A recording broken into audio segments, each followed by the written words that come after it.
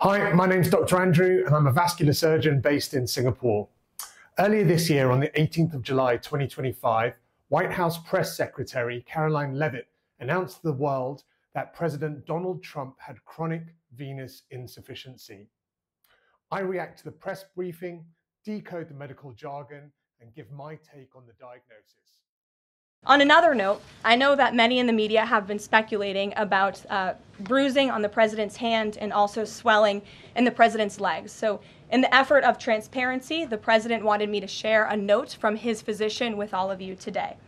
In recent weeks, President Trump noted mild swelling in his lower legs.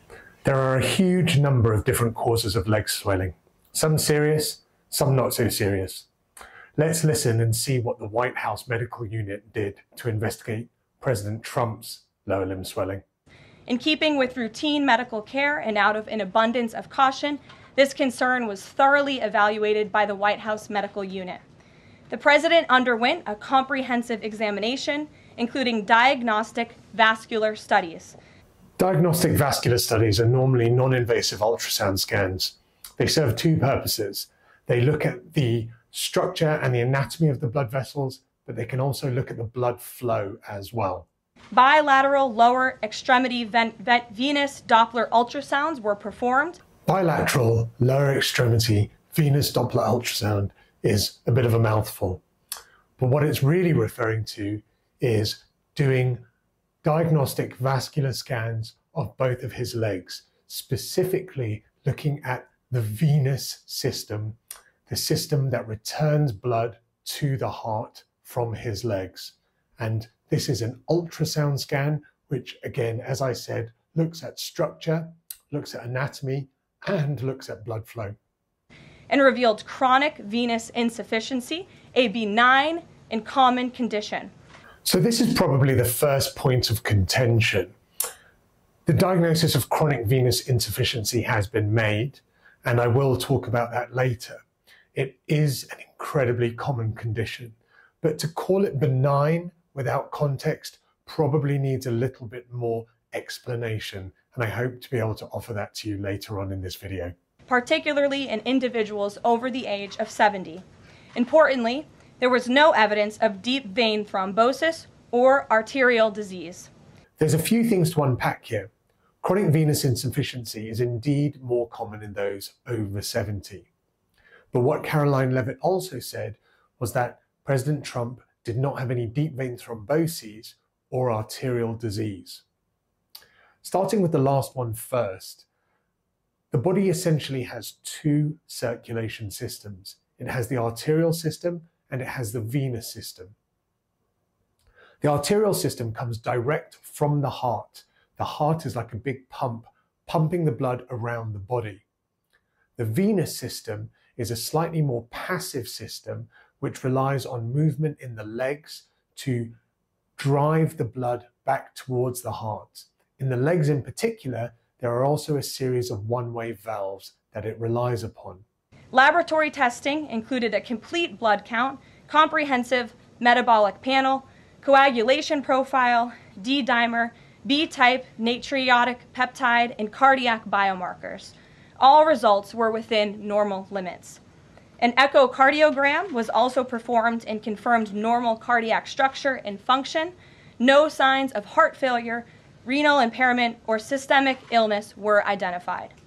Earlier on in the video, when I spoke about potentially serious and less serious causes of leg swelling, Karoline Leavitt here is detailing what the White House medical team has done to ensure that it is not a serious cause of leg swelling. So they've excluded heart failure as a potential issue, they've excluded renal failure or kidney failure as a potential issue, and they've also done a generic set of blood tests to further investigate President Trump's condition. However, two blood tests that Karoline Leavitt mentioned are not generic and are worthy of discussion. D-dimer is a protein fragment that is found in the body and increases in level as blood clots are broken down. So, interestingly, if your D-dimer is normal or 0, then it is highly unlikely that you have a significant blood clot either a deep vein thrombosis or a pulmonary embolus in your body. However, if it is high, it doesn't necessarily mean that you have a significant blood clot, but obviously the risk is there, and I would suggest you need other modalities to investigate your condition further. One of the analogies that may work for you is the crumbs on the floor analogy. If you do find crumbs on the floor, then it is highly possible that there might have been a cake and somebody was eating it and spilt crumbs on the floor. If, however, you find no crumbs on the floor, then the likelihood of somebody walking around eating a cake is low.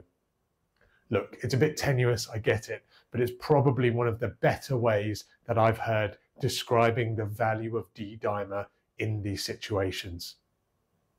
The other blood test that Karoline Leavitt mentioned is B-type natriuretic peptide. This is a hormone that's released by the heart, and essentially it rises in response to heart damage. It is an indicator of heart failure and is best thought of as a bit of a distress signal. The higher the BNP, the higher the potential for heart failure. It's important to note that President Trump had a normal D-dimer and a normal BNP. So he does not have a serious blood clot and he does not have heart failure. But it's interesting because both of these investigations were mentioned and they're worth discussing. Additionally, recent photos of the president have shown minor bruising on the back of his hand.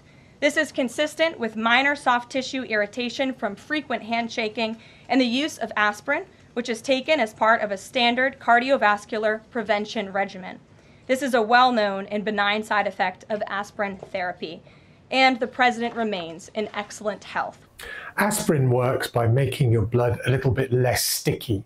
It affects one of the components of blood called platelets, and so as a result, people who take long-term antiplatelet agents, aspirin is one, clopidogrel is another common one, also known as Plavix, then yes, they are slightly more prone to bruises.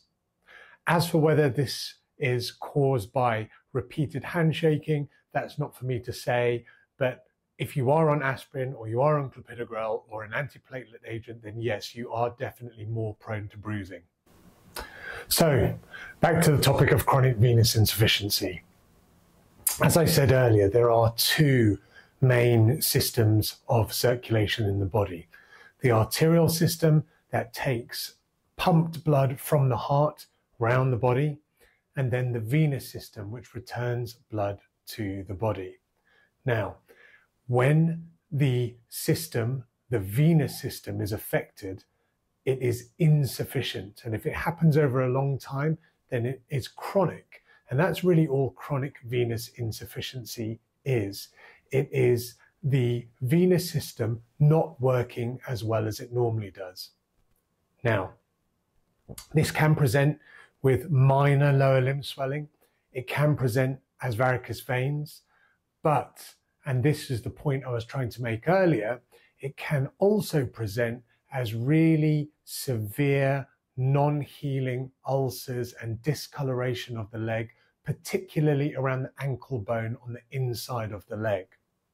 That's why I said there should be a caveat when they said that chronic venous insufficiency is benign. Most of the time, sure, it is, but it is a spectrum of disease, and venous disease can be serious and can be associated with significant morbidity.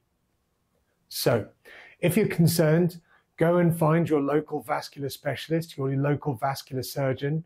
Go and have your own diagnostic vascular studies, and in our clinic, that would be a bilateral lower limb venous reflux scan. That would be a duplex scan, which is Doppler and ultrasound. So we look at the blood flow and we look at the structure and the anatomy of the veins in your leg. I really hope you enjoyed this. Please leave comments below. Tell me if you have any questions and I'll do my best to answer them. Tell me if there are any other topics that you might want me to cover. And like, subscribe, and I'll see you on the next one. Thanks very much.